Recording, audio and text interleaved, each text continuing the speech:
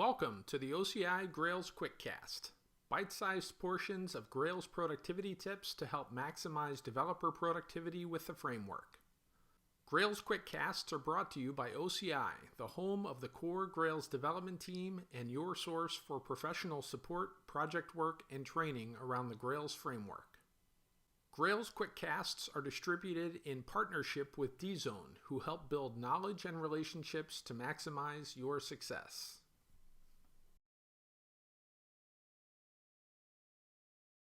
I'm Iván López and I'm a member of the Grails team at OCI.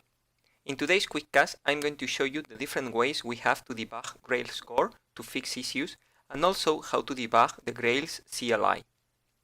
We've seen in another Quickcast how to debug Grails applications, so if you are interested in that, please go to guides.grails.org and take a look at this Quickcast about developing Grails 3 applications with IntelliJ, because here it explains everything you need to know about how to debug your application.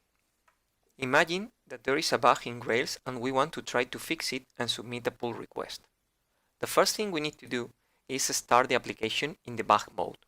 To do that, as we saw in this Quickcast, we need to click in this debug green button and then wait until the application starts in this debug mode. Another thing that we need to do is set a breakpoint in our code just to stop the execution here. So let's put here a breakpoint and wait a little bit until the application starts. Now that the application is up and running, what we can do is reload this page and try to find some artist. I'm going to try to find U2, and as we can see, the execution stopped here. So instead of continuing debugging our application, what I'm going to do is control click this render method, put here a breakpoint in this Grails code and continue the execution. Now we can debug Grails code, execute every line one after the other, and try to find and fix the issue. The problem with this approach is that if we try to modify this file, we can't. File is not readable. So we need a way to be able to modify the source code. To do that, what we are going to do is going to GitHub, github.com/grails/grails-core, and we are going to clone Grails repo and configure it in IntelliJ. I've cloned the repository and imported it on IntelliJ, so you can see here all the different modules inside Grails core. And before debugging Grails, we need to do a few things. The first thing that we need to do is change to this branch 3.3.x because we want to fix the issue in the latest version of Grails. The other thing that we need to do is compile everything and install it on our local Maven repository. To do that, we need to execute it, gradle w install. This can take quite a few times the first time because it will download all the dependencies, compile everything, generate all the jars, and install on your local Maven repository. For me, it only took a few seconds because I already did that. So what I've done here is install this version, Grails 3.3.3.build snapshot, because it's not final yet. We need to go back to our original application and set this version as the default version.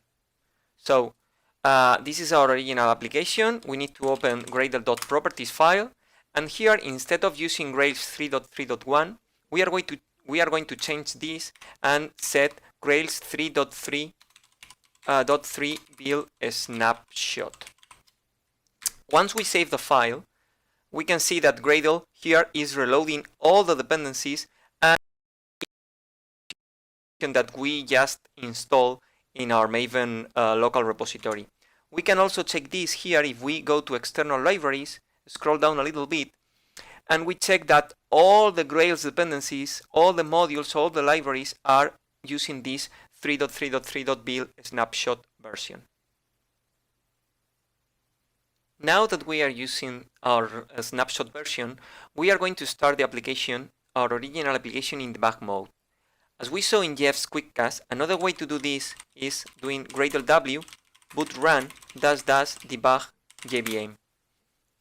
This will start the application, and now, after a few seconds, it will wait listening on this port for a remote debugger.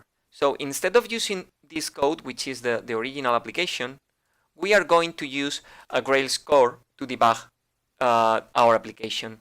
So what we need to do is go in here, edit configurations, and we are going to create a new remote debugger. We can put here any name we want, Grails remote. We don't need to change any of these default options. We just accept and create this one. And now that we have selected Grails remote, we can start debugging the application. So now our IDE will connect to the application in this port, and the application will continue starting. So now it's starting. So what we are going to do is open the original file that we use here in this code. So if you remember, we were using response renderer in this line 216. So we go back to Grails core, open response renderer in this line of code, and if we put the breakpoint here, and here we try to find again for another artist. Now let's find Oasis. We can see that the breakpoint stopped here. So it's pretty much the same as we did before. We can continue debugging the application, but here what we can do is actually modifying the source code. So imagine that we want to see the content of this arc map. We can see on the debugger that it contains all the parameters sent to the view, to the render method. So we can do something like this: print arc map, and we can even save the changes. But even if we have saved the changes, if we continue debugging the application, we can see that the code is not the same because we haven't reloaded all these changes, right? So what we are going to do now is compile these changes and apply them again into this application that we have been running here. So let's stop this and then go back here, and what we can do is execute again this Gradle install. But as we have only modified one module, we can only install that. So we can do here Grails plugin controllers :install.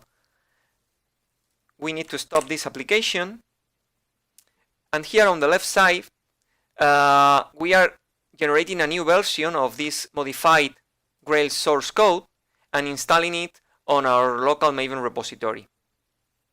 And now once it finishes, we will be able to start here. Okay, it has finished. So here we can start the application again. I'm not going to start it in debug mode. And now we will be able to see these changes here when we execute the code here on the console. So let's wait a little bit. Yeah, the application is up and running. So let's find again for U2. And we can see here the code that we add here into Grails code. Okay. Of course, we can also start again the application in debug mode with this --debug JVM option. We can also, once we have the application listening on 5005 port, we can connect here with the remote debugger. And once we do that and the application starts, we can also debug now these new changes in our Grails code. So let's find again Oasis. And as we can see now, we are able to debug. We can see that we have printed the arc map and it is printed here. So with this approach, we can modify Grails source code, we can test it in our own application, and we can try to fix any issue that we may have found. The last thing I want to show you here is that once you have finished the issue, the things you need to do is you need to create a new branch here on the repository. You need to add some tests it's really important to test any new feature or any bug that you fix, and then you can submit a pull request to the Grails core repository. And it's also really important to execute this task, Gradle test, because this will execute and run all the tests in Grails core. So you want to make sure that you don't break anything. This can take around 3-4 minutes to finish, and it will run, as I said, all the tests in Grails.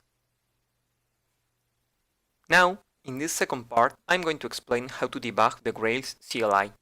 Imagine that the issue is in one of the Grails commands, for example, in Grails create app. We may try to do something like this: Grails create app foo -- debug JVM. But as we can see, this is not working because this flag is unrecognized.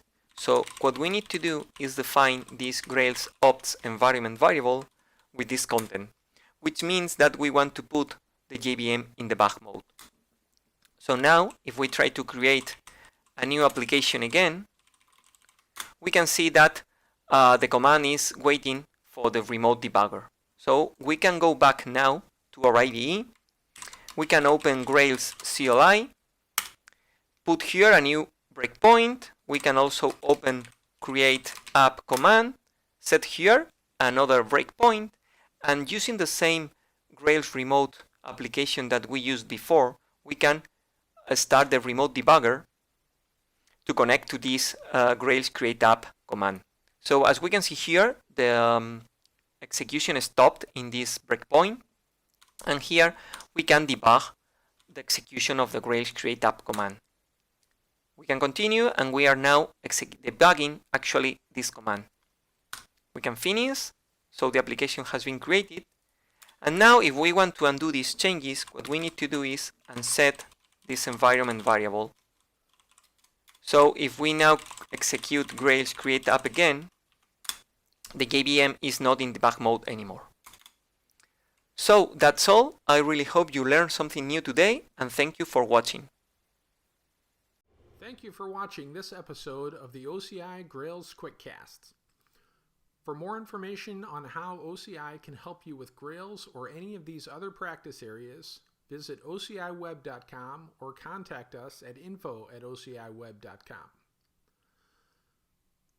Follow our Twitter accounts @ObjectComputing and @GrailsFramework. Also, read regular updates on the OCI Grails team blog at grailsblog.ociweb.com.